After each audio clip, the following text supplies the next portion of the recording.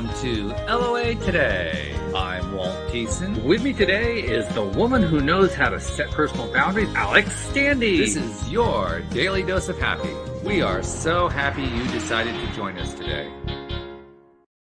And we're especially happy because we have a return guest joining us. This is a guest who joined us in April 2019.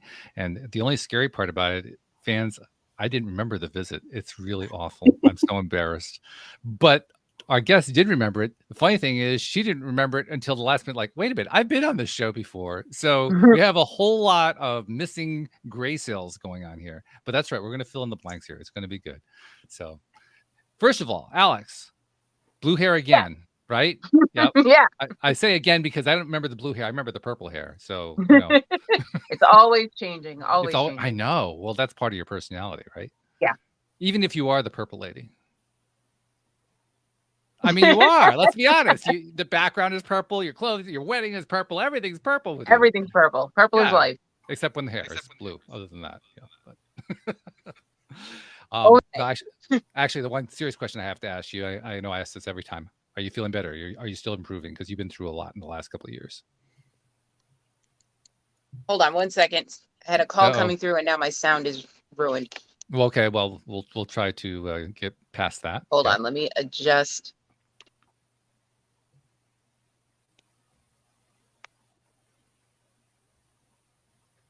This is why I don't use a phone. This is why I use a laptop. Okay, there we go.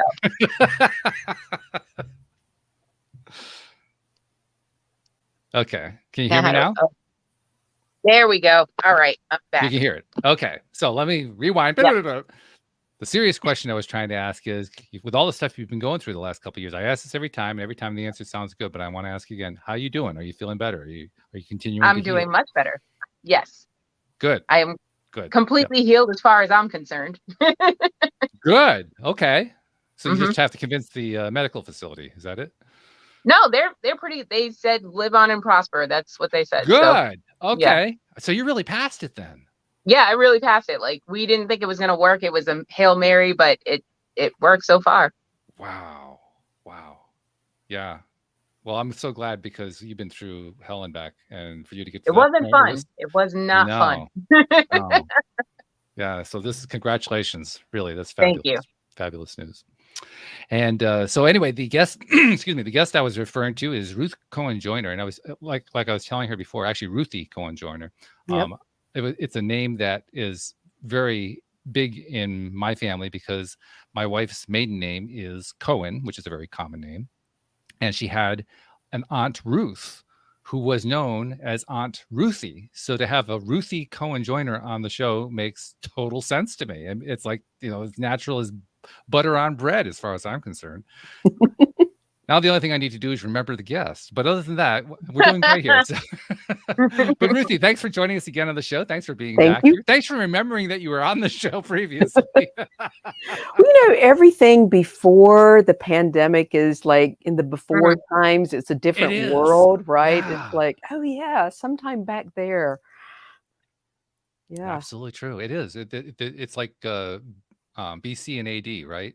Exactly. The clear divider. Yeah. Yeah, it is. Is BC before COVID? Before COVID. Yeah, BC before COVID. Yeah. And I'm looking forward to the after, since we're really not there yet. We like to pretend we're in the after, but we're really not. So. Well, I've been in the after myself for about a year and a half. I know that the rest of the population hasn't been, but that's the way I've been feeling like it's. To me, right now, it's the distant past. For most people, it's still the present, but for me, it's the distant past. Well, I wish I could say that. My husband is a local health director, so his life is still dealing with it. And we went to Alaska in May, and that was our parting gift from Alaska. We came home with COVID. Oh, lovely. Yes. Oh, fun. Yeah. So it's still part of my life. And actually, my daughter has it right now, my 27-year-old. Wow. So, yeah. So I love that you get to see it in the past. And I'm like, yeah, still here. It's not as overwhelming. It's not I still running our lives. I mean, I run my wife's gardening service and maintenance business. We had 3 people down with COVID this summer. So it's not like I haven't seen it at all. Right. I think what it is for me is, well, first of all, since we're on the 3rd variant at this point, with each variant, are we on the 5th? Okay. Well, each variant, it gets a little bit less lethal, a little bit less of a problem, so there are still people who are going to succumb to it, but the numbers are much smaller than they used to be. You're right. And let me clarify what I said. We're actually on the 5th version of Omicron, which is that right? the third variant. So now we're on the 5th of the third. How's that for weird? That's like the 25th anniversary of the 28th birthday or something like that. Exactly. Yeah. And my daughter explained it to me this way. She's a biologist. I guess she's graduated now. But anyway, that from a virus standpoint, this makes perfect sense, that the virus wants to keep us, the host, alive. So it has become less deadly and it spreads actually more easily, believe it or not. But because so many people have had it now, we're not as susceptible to it. So anyway, we will see. Hopefully, I guess it'll just be like the flu in the future, that there'll be little pockets here and there. And well, actually, the flu is actually pretty lethal itself. It doesn't get a lot of attention for that. It is. Yeah. But yeah, hundreds of thousands of people succumb to the flu every year. So, it's not a minor thing. But true. Hey, I think the main point here is I think we are on, at least if we're not on the other side yet, we're certainly on the downslope. We're on the good part. Yes. Yes. I don't know if they've changed it from a pandemic to what is the term? Endemic or something. I don't know that it's considered a pandemic because it's not all over the place at the same time all over the world. I'm not sure about that, but it's not running our lives like it was in 2020, right? That's the most important thing at all. Yep. Because you really don't want a virus running your life. It doesn't work well. The results aren't very good. Yeah. No. It limits your horizons. It's not a nice thing. Although I will say this, there are a number of things that the pandemic did that opened people's eyes to stuff they weren't aware of before.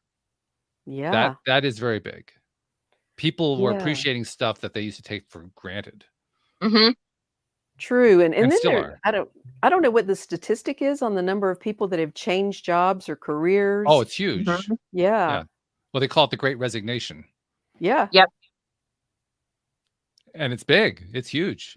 It's one of the comments I made when they first came out with that term, the Great Resignation, is that the pandemic managed to do what Congress couldn't do. It raised the minimum wage without actually raising the minimum wage.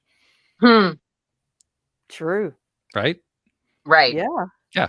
So there are benefits in here. That's actually part of the trick with law of attraction, is learning to look for where's the benefit.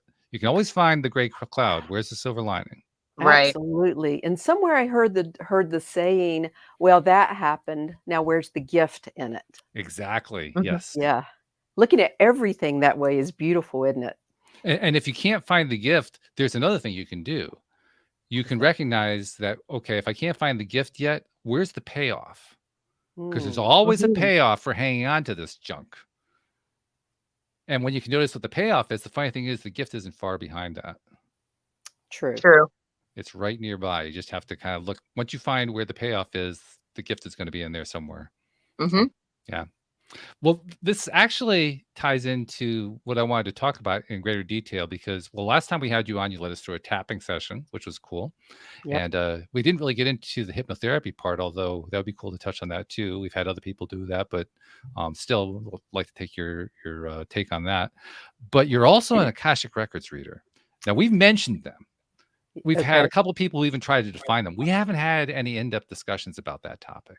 I figure, well, we got you on the show. This is a time to actually find out more about what those freaking records are all about. I mean, are we talking about a filing cabinet? What are we talking about here? Some people do see it that way. So do they really? Yeah.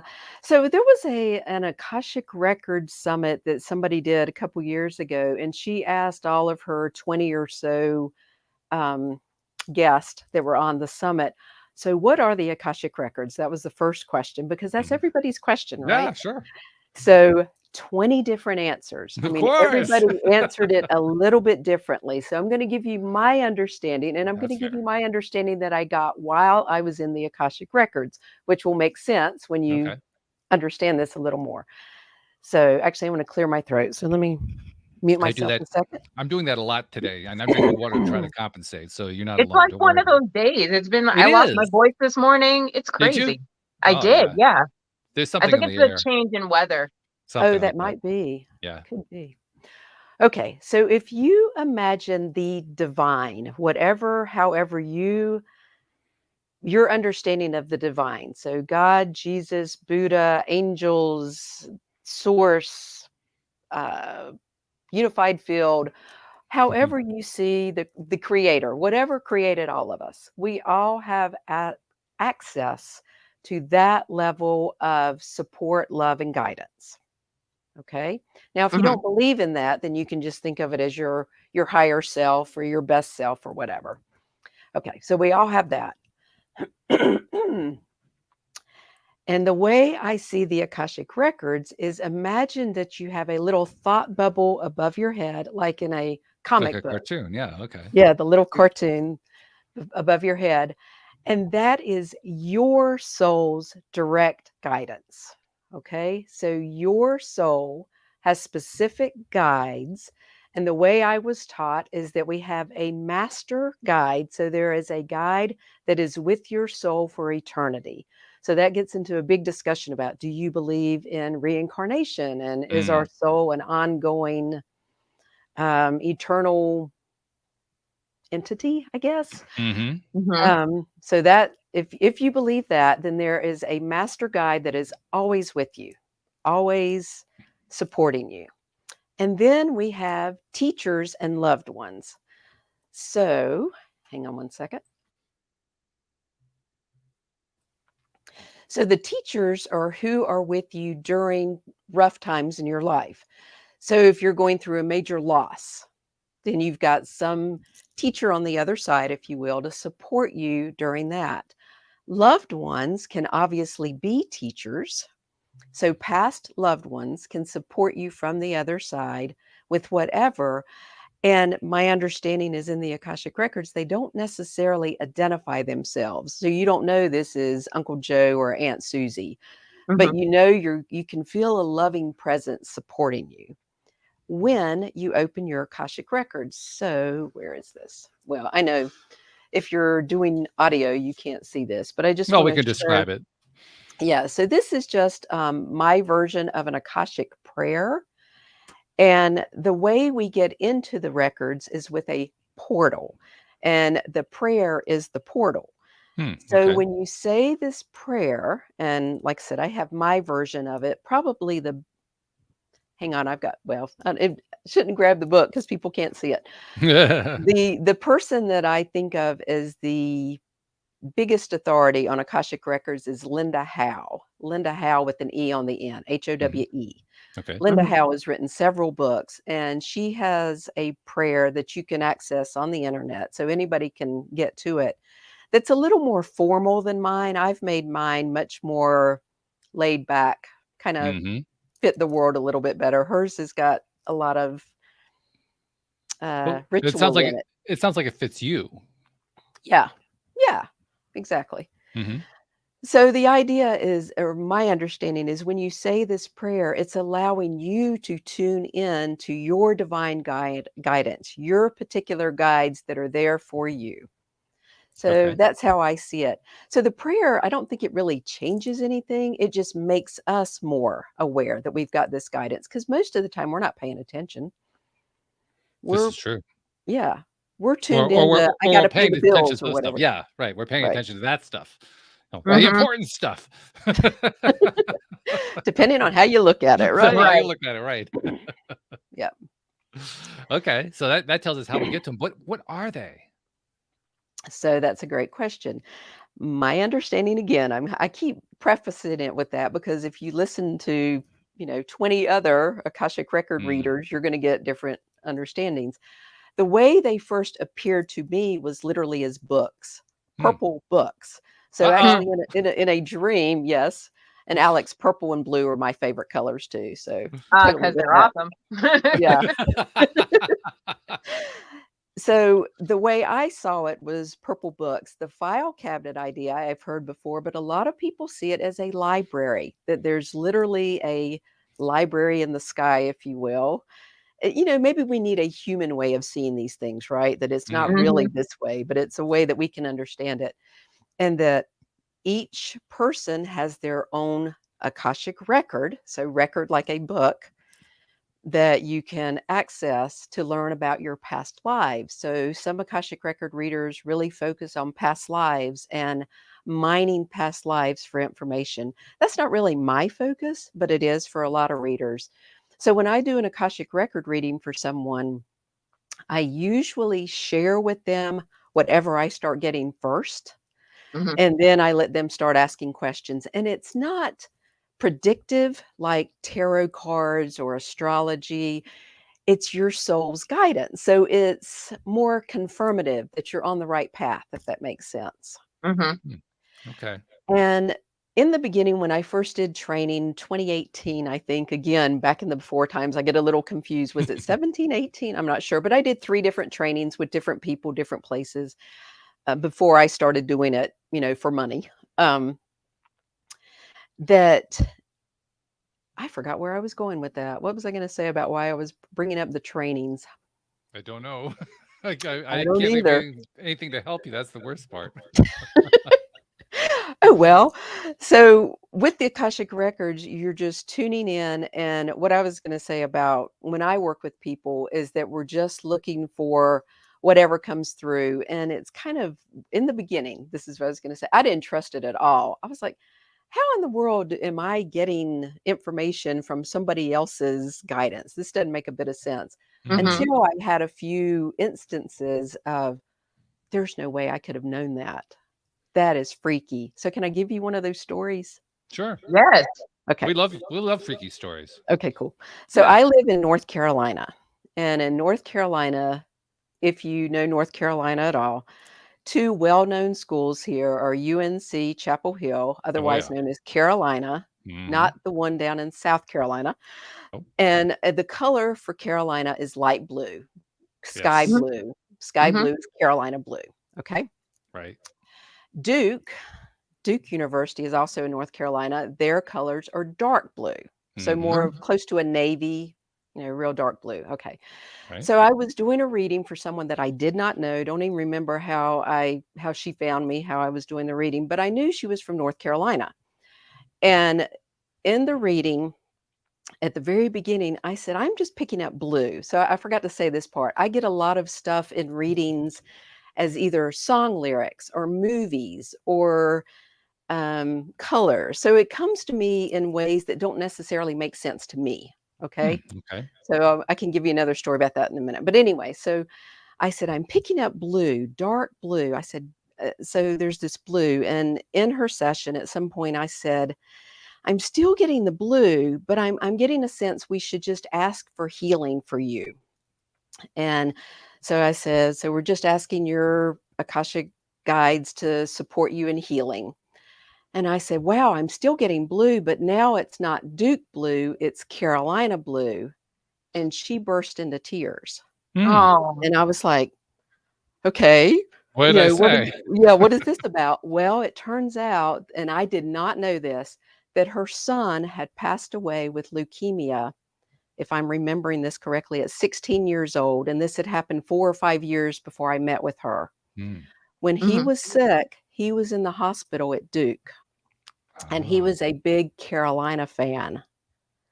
So for her, the got it. color changing from Duke blue, that time of illness when he was in the hospital and dying, to Carolina blue, felt like such confirmation of him being okay on the other side. And I mean, it was just one of those moments of, wow, this shit works. So oops, am I allowed to say that?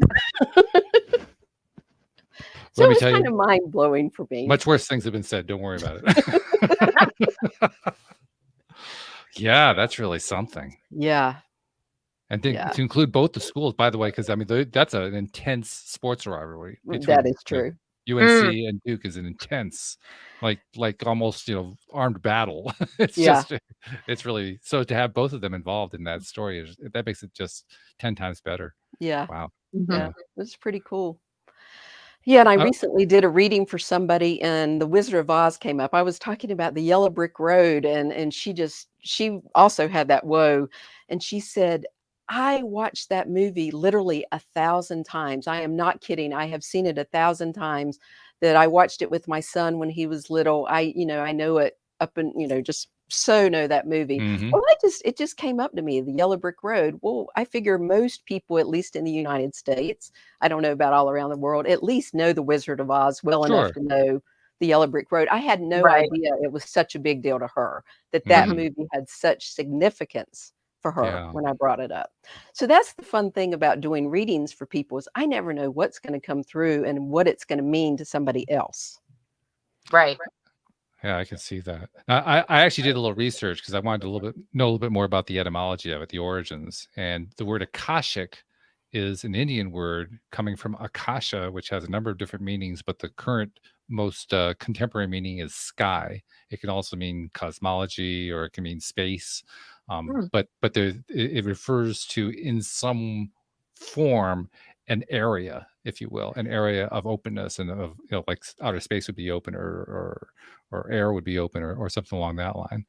And that's an interesting thing, because what the words Akashic Records, or reading Akashic Records, suggests is kind of getting records from netherworld, from space. It's kind of what it infers there. So again, I don't know totally about the origins of it. That's all I was able to dig up, but kind of intriguing. So along those lines, I'm just glancing at my website. So my website is yourtappingjourney.com. And if you go to the section that says work with me, there's a tab that goes to the Akashic Records. So I'm just reading this from it. It says, the Akashic Records are an experiential body of knowledge known as the Akasha that holds everything we have ever thought, done, and said since our soul's creation, and all its future possibilities. In Hinduism, Akasha means the essence of everything that exists in the material world. So that's slightly different than what you're saying. I won't disagree. That sounds good to me. Well, it's the idea that everything that exists in our world came from the Akasha. That the Akasha is the essence of everything that exists in the material world. So the part that's really curious to me is the record part. I know, right? Mm-hmm. Yeah. Like, why a record? It almost makes it sound like, the book of judgment. Oh, this is in your record. You're in trouble now. Yeah. I mean, I get where you can look at it that way, but I think it's much more about, I see it more from the guidance side, more from the loving support, that here's this place. I guess it's because I connect more with the guidance than the record part. That here's where I can get support and guidance that I can't get anywhere else. Can't get it, here. You can ask everybody their opinion and you're going to get how many opinions, right? One of our listeners is in the live stream, Nicole, and she says, it's a thought form in energy. Yeah. That's a great way of looking at it. Yeah. A thought form. Okay. Yeah. Or a universal library. Yes, exactly. It is a universal library. Okay. Very interesting. So when you're reading the Akashic Record for yourself or for somebody else, what is it that, I know you don't try to go in with expectations, so I'm trying to think what the best way is to phrase this. What kind of information are you thinking you're likely to encounter? Great question, Walt. So what I think works best is to have a question before you go into the records. So if, okay. So I was working with someone this morning and she's trying to decide when she can leave her 9-to-5 job that's paying the bills, but in her words, sucking the soul out of her. Sure. And so she's trying to identify that. Yep. Yes, exactly. So she's trying to figure out, how do I move to being in private practice, doing my own thing, etc. Yeah. And yet I've got a mortgage and I've got kids and I'm on my own. So yeah, I mean, that's the reality of life, right? And so with the records, it's a way of tuning in to guidance about how you do it. Now, one thing I've learned is that it's best not to ask when. They're not going to say next March, you'll be able to quit your job. It doesn't work that, it's not that specific. But she can get yes. So when we were together, she said, yes, I am feeling I am meant to do this. I am meant to do it. And the way will show itself to me. So she made a kind of a list of things that she wanted to work on while we were working together that she was getting from her guidance. Does that make sense? Like Okay. she was saying, okay, well, if I go ahead and figure out how to start an email list, then I can start communicating better with my potential clients. See what I'm saying? So that was Okay. just one piece that she got. So it's not necessarily all esoteric. Sometimes it's very what's the word I'm trying to say? The opposite of esoteric, very practical, very practical. Mhm. So you can get very practical guidance at times. I guess the technical term we would use is that it's not woo. The technical term. I don't know. Is it woo and woo works?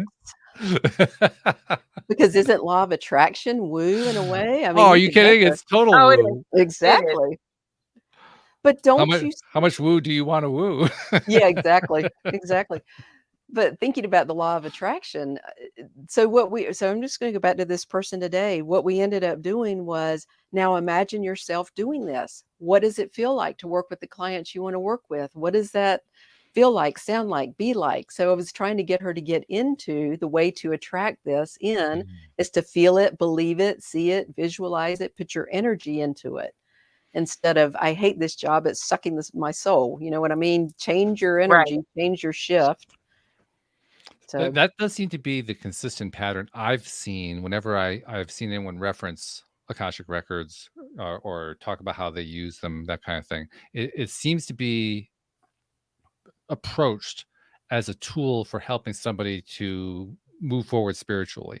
It isn't so much about what's in the record itself, it's how it's used. Yes. And it's not only spiritually, it's in life in general, right? Mm-hmm. So in this case, she's looking at it from a career standpoint. Mm-hmm. Yeah. But quite frankly, spiritually, she's got to make some shifts before it's going to happen career-wise. Which is true for almost anything. True. Because we as humans want to interact with the outer world because that's why we're here. We came into this physical world to be, spiritual, energetic beings having a physical experience. That's why we're doing this. And in that spirit, if you'll forgive the use of that particular word at that point, we want to interact in all ways, and we want to understand what's the best way to interact, and we want to basically leverage the experience the best way we can. And yet the teachings we all get remind us that in order to do that, we have to connect internally. Yes. It's the internal connection that enables us to get to that point, which is, I don't know why that's such a hard thing.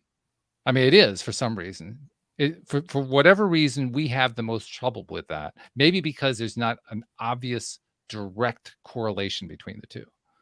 Maybe that's what it is. Is it that, or is it how we've been taught? Is there a difference? Ooh, that's a good question. You don't know what you don't know until you know, That's it. So, exactly. Yeah. So, yeah, I think it's definitely what we're taught. Well, it isn't so much that we're taught specifically that, it's that we're taught stuff that discourages anything but that. Yes. It's like, it's like, what can we do to keep, don't go inside. Whatever you do not look at the man inside. That's the devil in there. Well, it made me think of the Wizard of Oz again, right? You've got the big wizard up here. Don't look the man behind the curtain. Yeah, exactly. The great and powerful Oz has spoken. I always like the fact that the great and powerful Oz was this little old guy with white hair. Yeah. Who described his, how was he described by the group? Oh, he was a humbug, wasn't he? Yeah, I think it was the phrase. Was it a humbug? I don't remember. Something like that. I watched The Wiz, so. Yeah, they kind of changed the text around a little bit. Yeah, we had Richard Pryor as our wizard, so. Which is a great choice, by the way. Cool. Fact. Yeah, really great choice.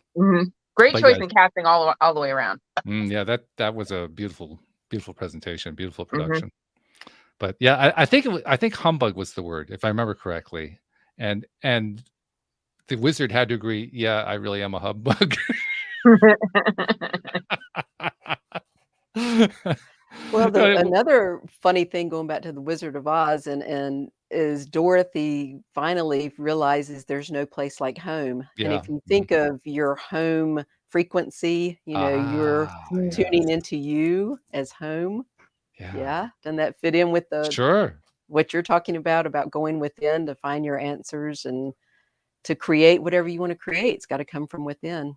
Yeah, because it was always interesting. She was always had the means to go home with her because she was wearing the ruby slippers, but she didn't recognize that that was the means to get home. Yeah. And that indeed, that is where we are at as spiritual beings living in this physical experience. Very often we don't realize we have the means to go home right within us. It's right there. Yeah. Sometimes you got to take that trip down the yellow brick road. You do. Exactly. Yeah. Say goodbye to the munchkins and head down the path. Yep.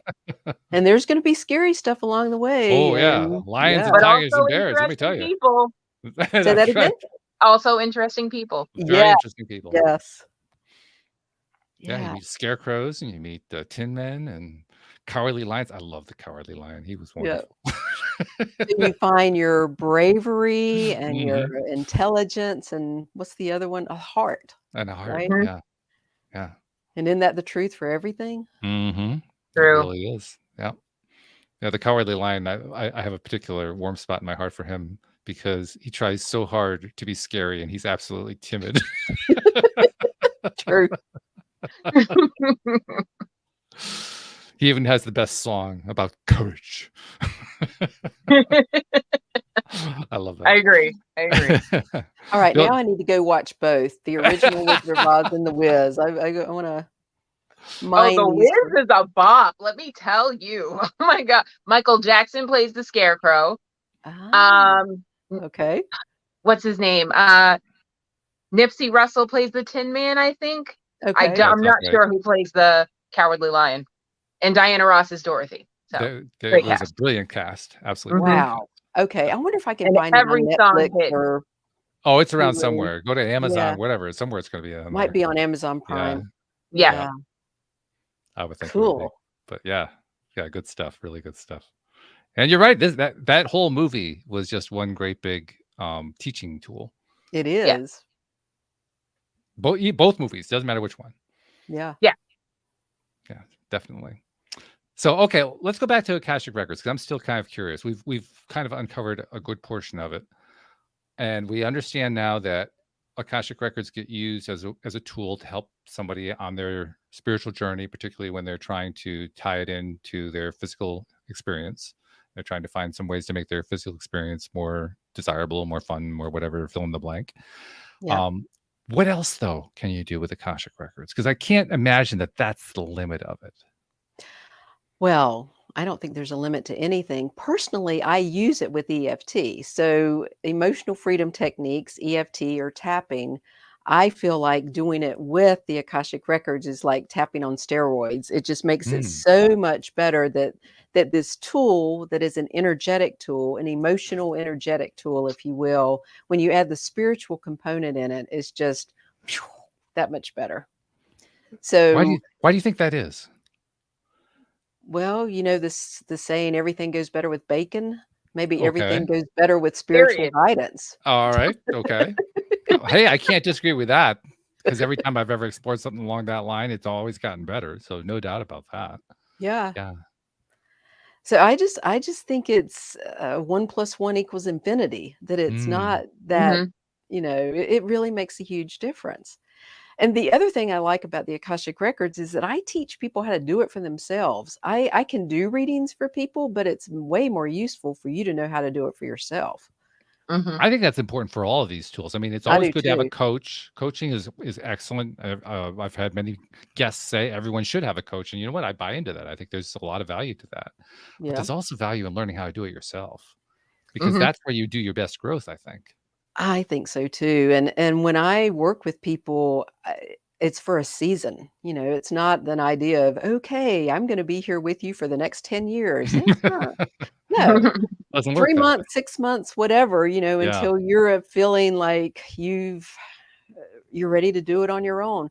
And I have several clients who will buy a 12-session package and do it for however long and then say, you know what, I'm just going to bank those for later.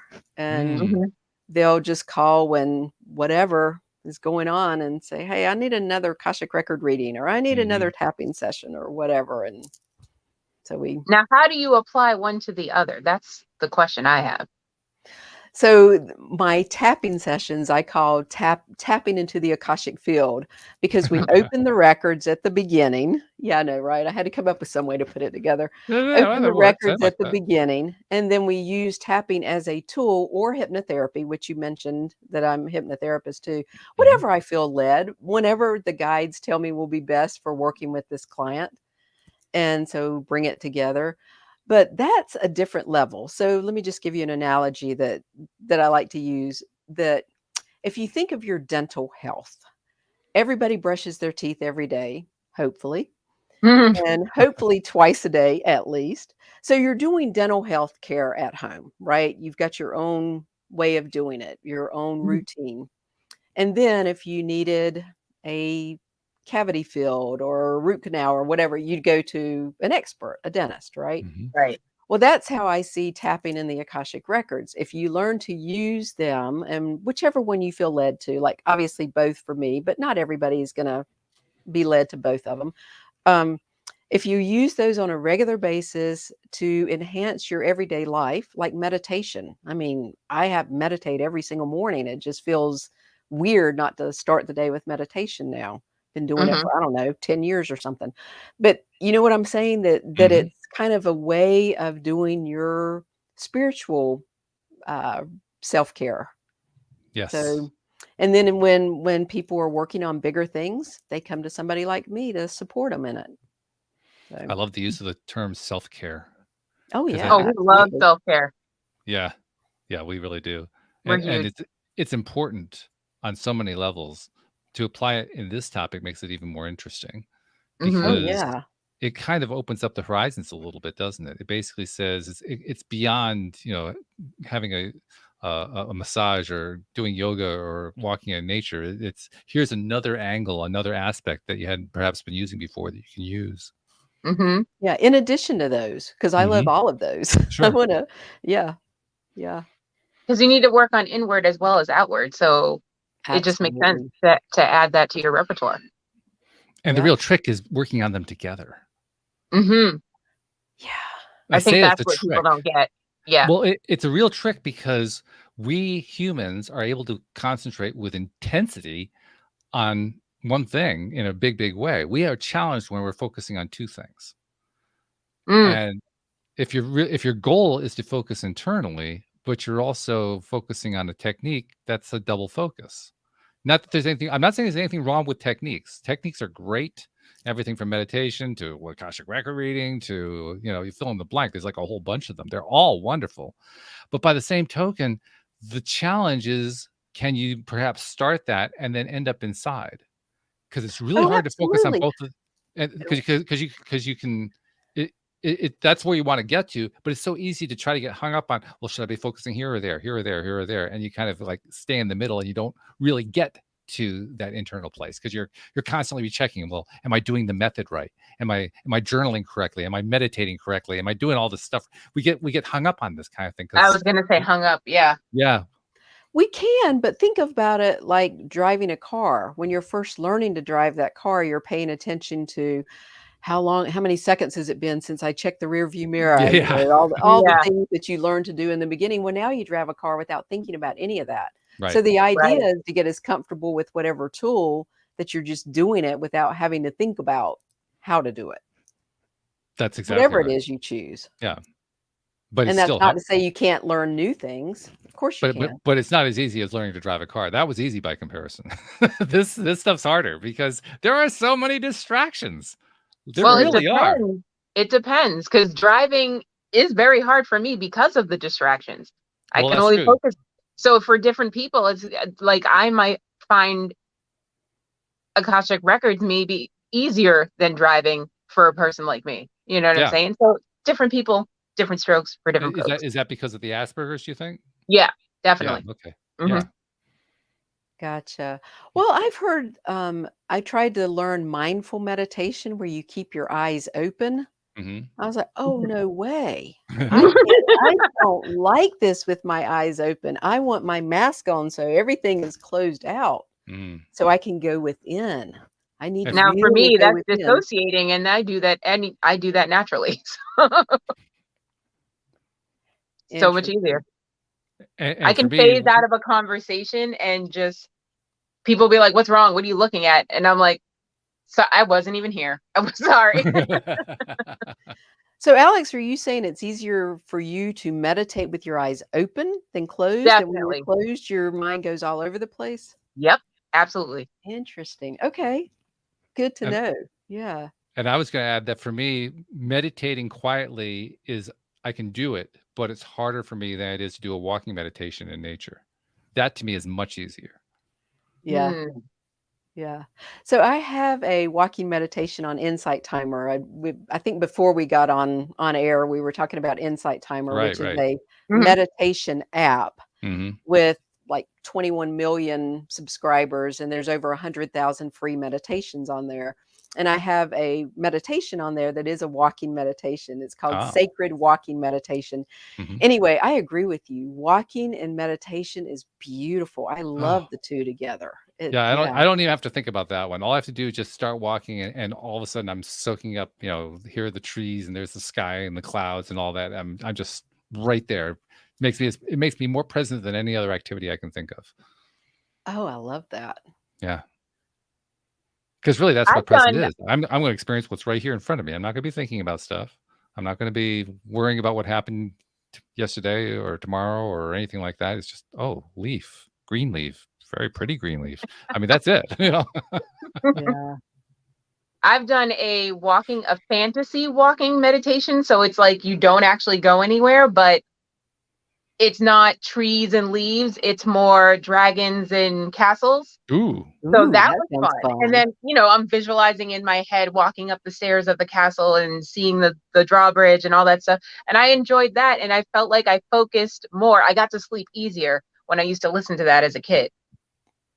Interesting. So you do kind of like a video game version of meditation. In my head, yeah. Yeah. I love that. Yeah, it was a friend of mine who was teaching me Reiki at the time gave it to me, and I cannot for the life of me find it anywhere. But still, you know what? It may be worth going on Insight Timer and looking to see if there's something similar. They have meditation specifically for kids that have a lot of fantasy stuff. There may be something very similar on there. Interesting. Be worth a try. Okay. Yeah. It's free. So Insight Timer is free. There is a paid version, but the free version has all the meditations. So yeah, it'd be worth checking that out. That's like the VR form of meditation. Yeah. Yeah. It really is. Have you ever thought in going into game design? I mean, no, that's another question. Yeah, you're getting way in a different world now.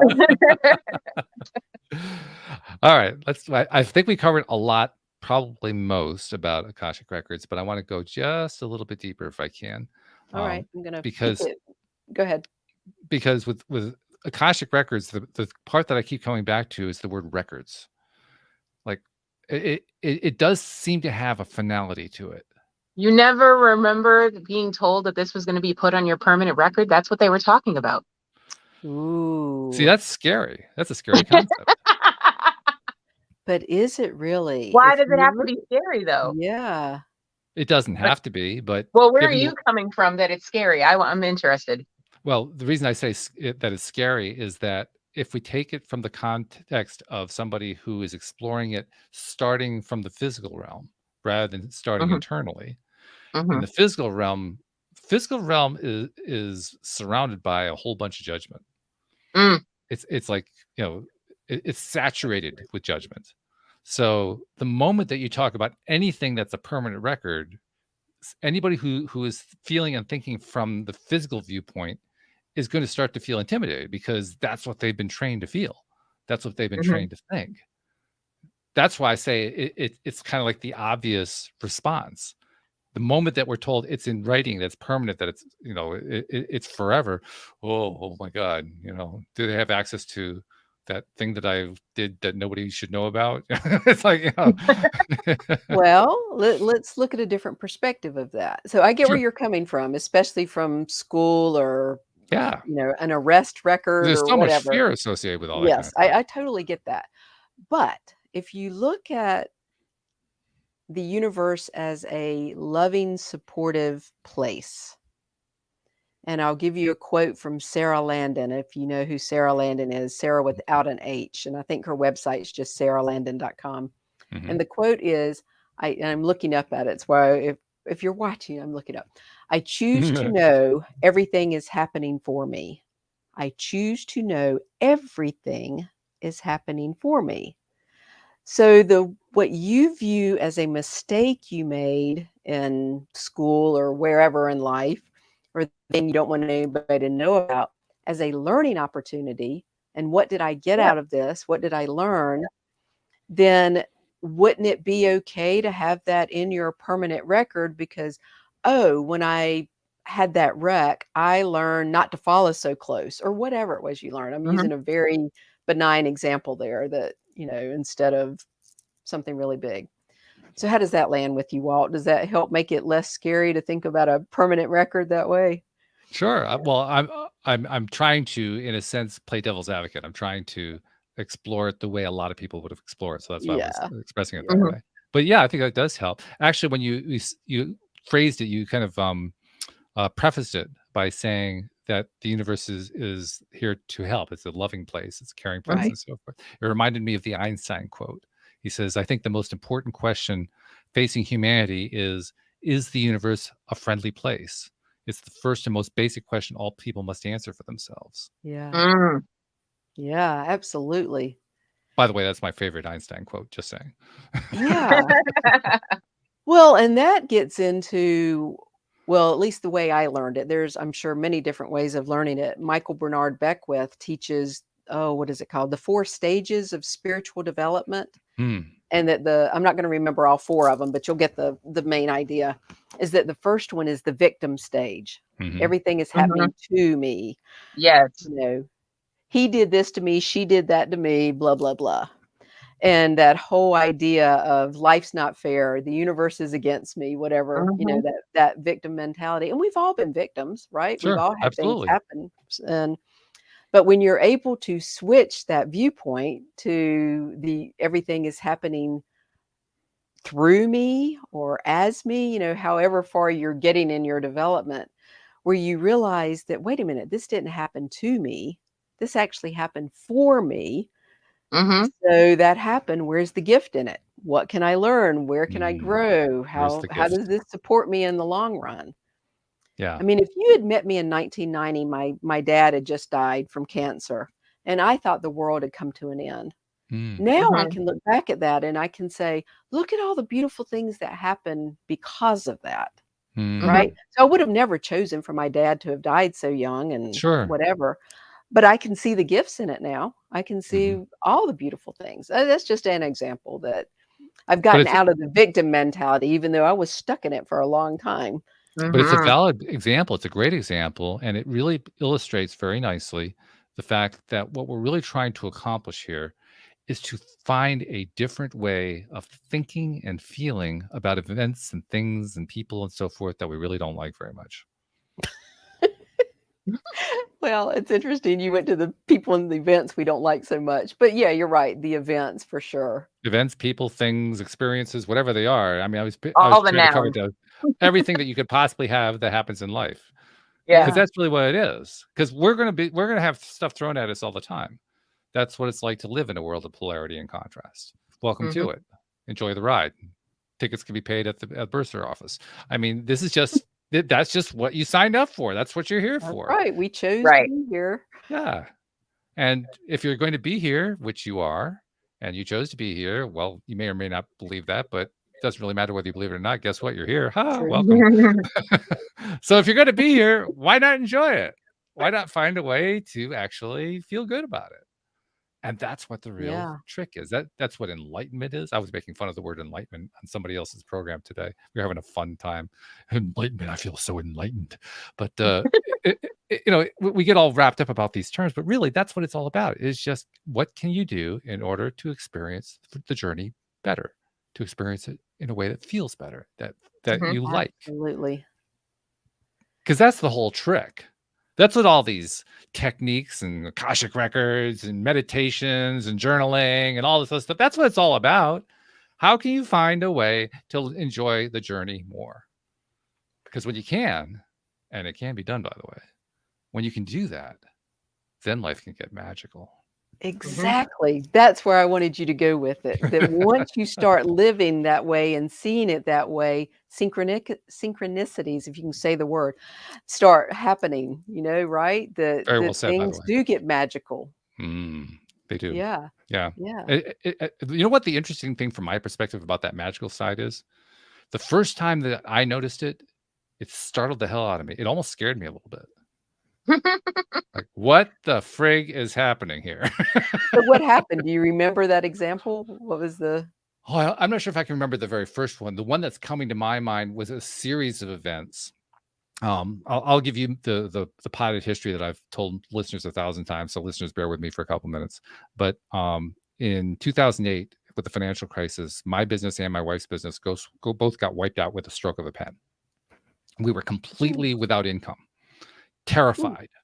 4 years later, when I started the podcast, we were deep in debt. We were struggling to survive. It was not a pretty picture at all. And I started the podcast mainly so it was the only way I could think of to bring people in to help me figure out how the law of attraction worked and how to improve all this stuff, because I couldn't even afford to buy a book, let alone hire a coach. I mean, it was that bad, So going through that journey well, first of all, it has colored my understanding of how all this stuff works. It has been like the foundation for how all this stuff works. And when it got to the point where 2012 to 2014, which to the question that you were asking, that's when I was finally starting to open up to what actually goes on in my own life beyond the obvious physical stuff. And the particular period that comes to my mind is in 2013 to 14, that winter period. Well, actually the whole sequence starts the previous summer when we found our cats. They came into our lives. But there was a whole sequence of events that were, to my mind, impossible because of where we were at. My wife came to me. We were living in Virginia at the time. She came to me and said, I really don't want to live here anymore. We've been there for 11 years. I really want to move back to New England, because we were both from the New England area. And I said, I don't object to that. I just don't know how we're going to afford to do it. And so we just kind of said, well, we'll just figure it out, because we don't really know how it's going to happen. The money's gone. The money's been gone for a long time. All we got is, unpaid credit card bills. And, we were literally, in my opinion, we were probably about 6 months away from being homeless. It was that dire. Mm-hmm. And then I'm trying to think, how much of this should I tell?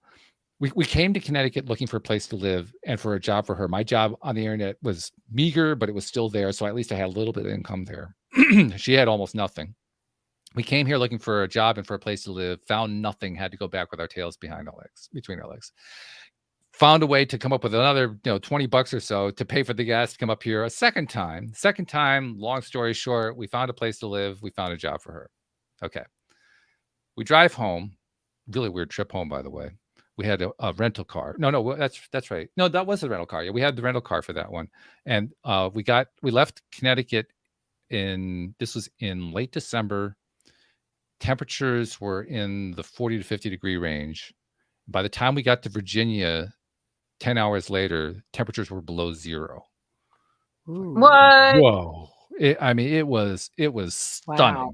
It was a stunning drop over, the time that we're driving. We're watching the temp, you have a thermometer in your car. We're watching it drop. Like, what the hell? Are we going into frozen hell? What's going on here? So that was like a precursor. That was just like, laying a little bit of foundation up for what was about to happen.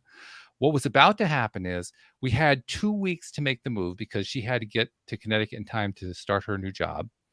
And anyone who's ever tried to move house in 2 weeks knows how insane that proposition is.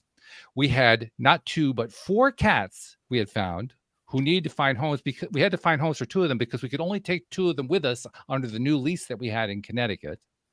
We had 2 vehicles that really could not make the trip, but we were hoping we could get one of them there just long enough so we could drive it around until we could actually afford to buy a car. Mm-hmm. And what proceeded to happen over those next 2 weeks. Oh, and by the way, we were using up the last of our retirement funds to make the move. So the bank account was about to go to zero. That's what we were dealing with. And what happened over that 2-week period just blows my mind. We didn't actually find homes for the cats. We had to deliver the cats to a no-kill shelter. So a shelter that actually kills the animal if they can't find a home for them. Wow. But the days leading up to the move, we had an old Toyota Camry with 235,000 miles on it and a Ford Ranger with about 180,000 on it. We were hoping we could hang on to the Ranger. I was doubtful that it could actually make the trip to Connecticut, but if we could just find a way to get it there, that we could drive it around for 5,000 miles until we could get something. Mm-hmm. The Camry, I would put it on sale, and all I was asking was $800. Just give me $800 for the car. That'll help us, to make the move and so forth. But I would settle for $500. And the day before we made the move, I get a call from somebody, and he comes over to look at the car. Now, I had just driven to the store in the car. I came back. I opened up the hood for him to look at. He pulls up the dipstick and says, "There's no oil in the engine." I said, "I just drove it 20 miles. Wow. It didn't crack the block." Wow. He said, "Well, I can't give you 800, but I can give you 500. I said, "Well, I'll take it because that was my minimum price, right?" Mm-hmm. Okay, so he doesn't drive it off. He brought a trailer with him. He trailers it off. Mm-hmm. Now he bought the trailer before he even knew that it didn't have any oil in it. Wow. Okay, so the moving day comes. Now we had negotiated with the moving van. We're trying to figure out how to get the Ranger with us, right? Because I don't really dare drive it. I'm not sure it's going to make the trip. He says, "Well, I can tow it behind the moving truck." I said, "Oh, could you? That would be wonderful." He shows up on the day of the move. I can't do it. My insurance won't let me do it. Now I have to figure out how to unload a Ford Ranger in Virginia the day that we're moving. Oh my gosh. One of his employees comes up and says, "Are you selling the truck?" I had hoped when we got to Connecticut, after we found a new vehicle, I could get maybe $1,200 for it. I said, "Sure, what do you want to offer?" He says, "I'll give you $1,500. The owner of the company says, "No, it's not worth that. Give him $1,200. So I sold the truck on the day of the move to one of the guys moving us for $1,200. Wow. They get us all packed up. We drive north. We arrive at 4:30 in the morning, about a half hour ahead of the truck. We have a mattress in the apartment. That's all there is. We throw that down. We sleep for a half an hour, and then the phone rings. The moving van's outside. They want to move us in. Okay, they move us in. We're really short on sleep now, but we do get a little bit of sleep. The next day we get up. We got to get a car because we don't even have a car right now. We left all the vehicles in Virginia. We're in a rental. We can't afford the rental. Right. So we go to the local car dealer. We go to the car dealer. First one we go to, we were a Toyota family, so we went to a Toyota dealership, not really close to where we live, but fairly close. And the best they had was a car that I really couldn't afford, and we needed 2 cars, not one. We needed 2. So we kind of put some money down just to hold it, but it really wasn't what we wanted. Next day we go to another one. This one's actually very close to where we live. It's another Toyota dealership. It's January, roughly around the 14th, something like that. We're about 6 hours away from a major snowstorm. Mm-hmm. Ooh. And we go into the dealership and we just lay out our life as an open book. Like, look, we're in desperate strait here. We know you probably can't do anything, but we just came in just in case you can do anything. And we went back and forth with them, and they were trying so hard to help us. And they finally, long story short, they finally ended up suggesting to us, well, here's what we can do. We can give you a lease on a new Camry. And I said, I can't afford that. I've already been through that deal. No. We're going to give it to you at our cost. So nobody ever gets this. We got 40% off on a new car lease. Wow. That's what's up. Wow. And then we needed a car for Louise too. And they had a used car, and she didn't really like it. And she was getting a headache at this point. She says, look, I need to go home. I need to go put my head down. We're both like sleep deprived, right? So she gets in the rental car and leaves. And the assistant manager comes over and says, where'd Louise go? I said, well, she's exhausted. She needs to go home. She says, no, get her back here. We're going to give her a Corolla with the same 40% discount on the lease price. So two people who at that point had pretty poor credit records, had no money in the bank, had only basically one daycare job and a really poor web service business as their income, drove off the lot with 2 brand new cars. Wow. Nice. And then after that, then the next thing was, well, she goes to her first day of work and injures herself, and she can't continue to work. What are we going to do then? Well, one of the 2 businesses that we had to shut down in 2008 because the financial crisis wiped us out was her gardening business. So we tried to start that up again. And all of a sudden, they start calling us up. And that ultimately became the vehicle for us to recover. So that 2-week period produced insane results. And that's hard for the mind to handle. It is. It sounds like there was so much of a major leap of faith there. Yeah, well, it was more of a desperation leap of faith. Like, I have no idea what else to do. I mean, I am clueless on how to solve this. So universe, hey, it's up to you. Do something, It was that kind of a deal. Wow. Yeah.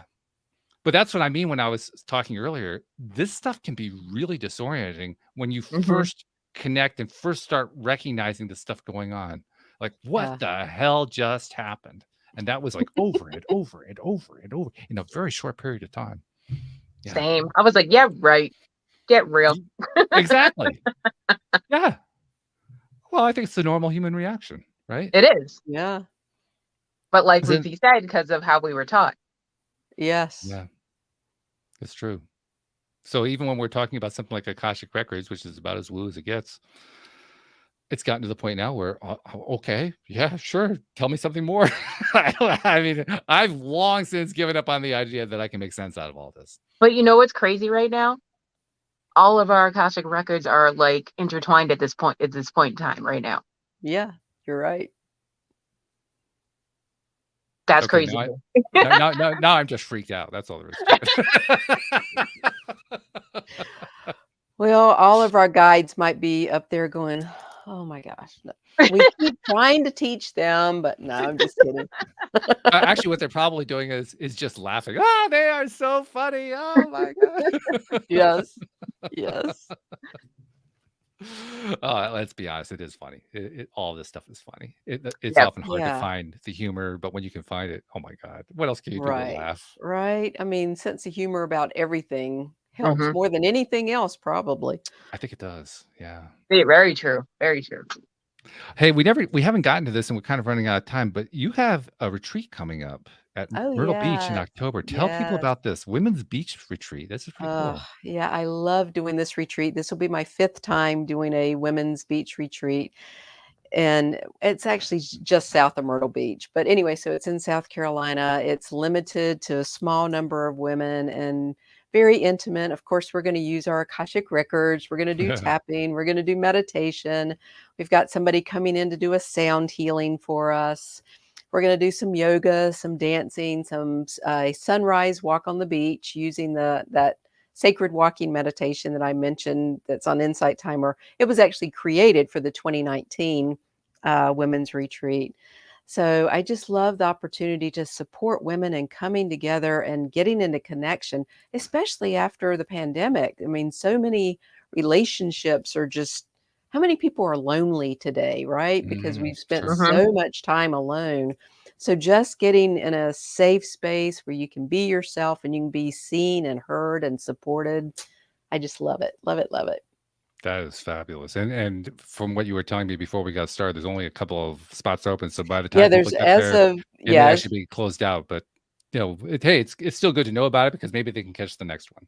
Right. Well, I was going to say right here at the beginning of September. So whenever you watch this, there's still 4 spaces left. There are 4 left on September 1st. So on September 1st for October 20th. So there's still a few weeks here. 6, 7 weeks, whatever that is. Yeah. There's a chance. Okay. Yeah. Well, that's good. That's good. But I just realized too, I got to fill in one gap on the story that I didn't fill in. I mentioned the 2 cats that we had to deliver to the shelter, and it was not a no-kill shelter. After we finished the move to Connecticut, we were able to find homes from them from afar for them in Virginia. Nice. Aww. Yeah. So even that part worked out nicely. That's beautiful. Yeah. I can tell you something else that's worked out nicely, and that's been your return visit. This has been great. Well, thank you. Yeah, this has been Great fun. segue. I love that. It's been, thank you. Yeah. Well, it has been a lot of fun. And something I've been doing more and more now. I want to make sure I do it here too. In your course of what you have been doing with your life, particularly since you became a coach and so forth, you write, you give retreats, you teach, you come onto podcasts, you do all that kind of stuff. A lot of people who you've never met, who you've never seen, hear what you have to say. They read what you have to say, and so on and so forth. And you've touched many, many lives, as so many of us have who do this kind of work. But we don't hear about that. We don't get recognized for it. So on their behalf, I want to thank you for what you do, because what you do is very, very important. Well, thank you. Thank you very much for that. And the same to you. I didn't realize that LOA Today had been around that many years. So how many years have you been doing this now? 10 years this month. Yeah. 10 years. Wow. Yeah. And it's 10 years that I've been doing what I'm doing too. So there you go. That's interesting. Yeah. 2012 was a big shift for a lot of people, right? I guess so. Yeah. Good thing too. Well, thank you for pointing that out, that we do forget about the ripples in the pond, right? They're important. A lot of people's lives have been touched and continue to be touched. And they don't really have a way to reach out. Some of them do, but most don't really either feel that they can, or they don't notice an easy way to do it. So they can't really reach out and say thanks. But I'm sure many people want to. So that's why I want to thank people on their behalf, because I can be a voice for them. Beautiful. Yeah. So, very well said. Thank you, Alex. Thank you for what you do too. I mean, you touch a lot of people's lives as well. So you deserve to be thanked as well. You do more than trying to reach out and touch Alex right now. Right now, there it is. Yeah, see? It's proof positive. I'm telling you. All right. So thank you guys very much. Thank you to our podcast listeners everywhere. We will see you all next time here on LOA Today. Goodbye, everybody. Bye.